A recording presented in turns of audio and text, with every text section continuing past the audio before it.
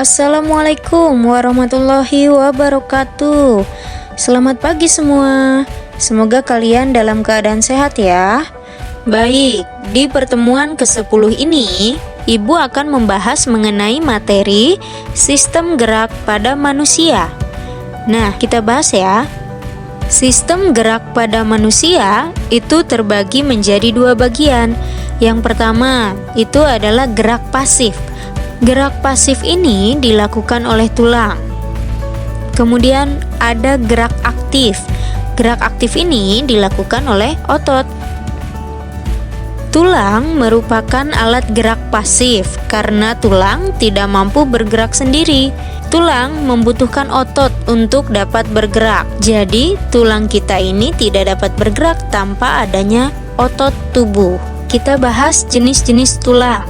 Tulang ini terbagi menjadi dua jenis, yaitu tulang rawan atau kartilago dan juga tulang keras atau osteon. Tulang rawan banyak mengandung zat kolagen atau zat perekat, serta sedikit CaCO3 atau zat kapur. Hal ini menyebabkan tulang rawan bersifat lentur, elastis, dan lunak, sehingga mudah dibengkokkan. Bedanya dengan tulang keras ini banyak mengandung CaCO3 atau zat kapur dan fosfor, serta sedikit kolagen, sehingga tulang menjadi keras, tidak lentur, dan mudah patah. Kumpulan tulang-tulang ini akan membentuk suatu sistem yang disebut dengan sistem rangka. Apa sih fungsi dari rangka? Fungsi rangka yang pertama yaitu memberi bentuk. Contohnya, tulang tengkorak memberi bentuk pada wajah. Kedua, sebagai penopang tubuh. Contohnya tulang punggung.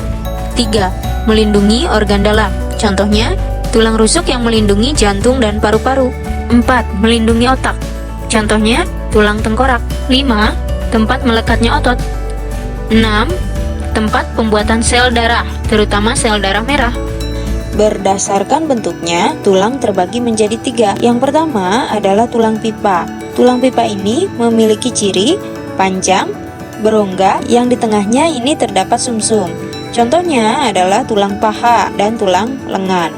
Bentuk tulang yang kedua adalah tulang pipih. Tulang pipih ini memiliki ciri bentuknya pipih seperti lempeng. Contohnya adalah pada tulang-tulang pembentuk tengkorak atau tulang kepala. Bentuk tulang yang ketiga adalah tulang pendek. Tulang pendek ini memiliki ciri berbentuk kubus atau tidak beraturan. Ukurannya pendek.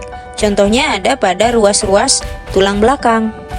Baik, selanjutnya kita bahas mengenai tulang-tulang penyusun rangka tubuh kita. Rangka tubuh kita ini tersusun dari tulang kepala atau yang disebut dengan tengkorak, lalu ada rangka badan atau yang disebut dengan aksial, dan juga ada tulang anggota gerak yang disebut dengan apendikular.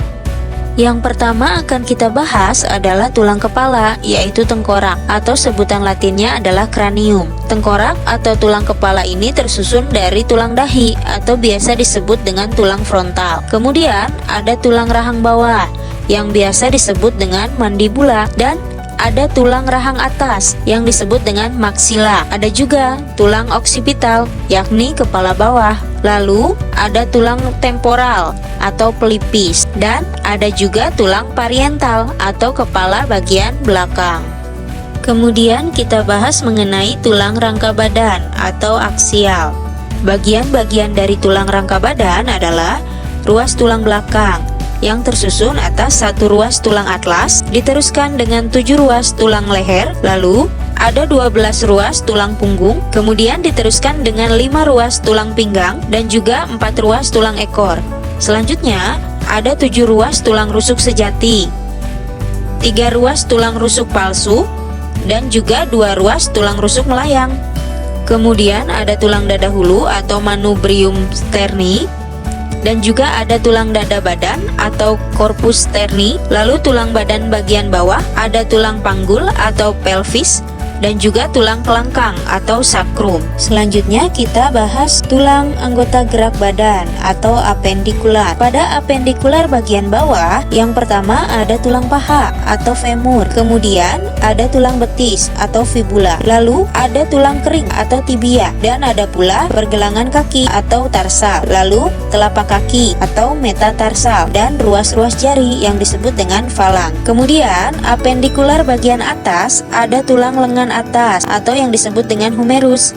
Lalu ada tulang pengumpil atau radius, dan juga ada tulang hasta atau ulna, serta pergelangan tangan, telapak tangan, dan ruas-ruas jari. Baik, sekarang kita bahas mengenai persendian. Sendi atau artikulasi ini adalah hubungan antar tulang. Rongga sendi berisi cairan pelumas yang disebut dengan cairan sinovial. Macam-macam sendi berdasarkan ada tidaknya gerakan ini terbagi menjadi 3, yaitu sendi sinartrosis atau sendi mati, kemudian ada amfiartrosis atau sendi kaku, dan juga ada diartrosis atau sendi gerak. Sendi sinartrosis ini biasanya disebut sebagai sendi mati. Tipe persendian ini tidak dapat digerakkan. Contohnya, sendi pada tulang tengkorak kepala. Kemudian, sendi amfiartrosis biasa disebut sebagai sendi kaku. Tipe persendian ini dapat digerakkan akan tetapi pergerakannya terbatas. Contohnya, yang pertama sendi antara ruas-ruas tulang belakang, kemudian sendi pada pergelangan tangan, dan juga sendi pada pergelangan kaki. Lalu ada sendi diartrosis. Sendi ini biasa disebut sebagai sendi gerak. Tipe persendiannya ini dapat digerakkan dengan bebas. Contohnya pada sendi antara lengan atas dengan gelang bahu. Contoh berikutnya sendi antara paha dan gelang pinggul. Berdasarkan bentuknya, persendian yang memungkinkan terjadinya gerakan terbagi menjadi 5, yaitu sendi peluru. Sendi peluru memungkinkan gerakan bebas hampir ke segala arah. Contoh sendi antara lengan atas dan bahu. Kemudian ada sendi engsel.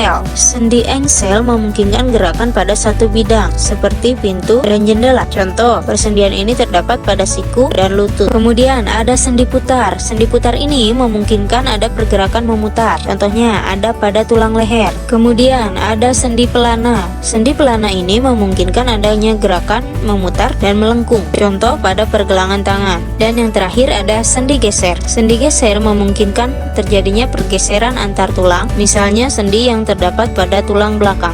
Nah, sekarang kita mulai masuk ke pembahasan mengenai otot. Otot merupakan alat gerak aktif karena otot mampu berkontraksi dan mampu melakukan relaksasi. Tanpa otot, tulang dan sendi tidak dapat bergerak.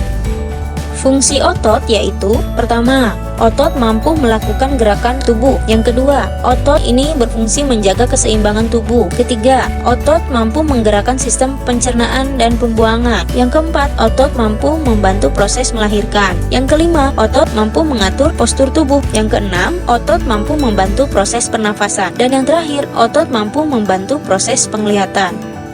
Berdasarkan bentuk, susunan, dan cara kerjanya, otot ini dibedakan menjadi 3 macam, yaitu otot lurik, otot jantung, dan otot polos.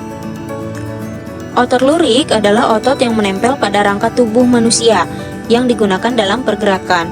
Otot lurik bekerja di bawah kesadaran.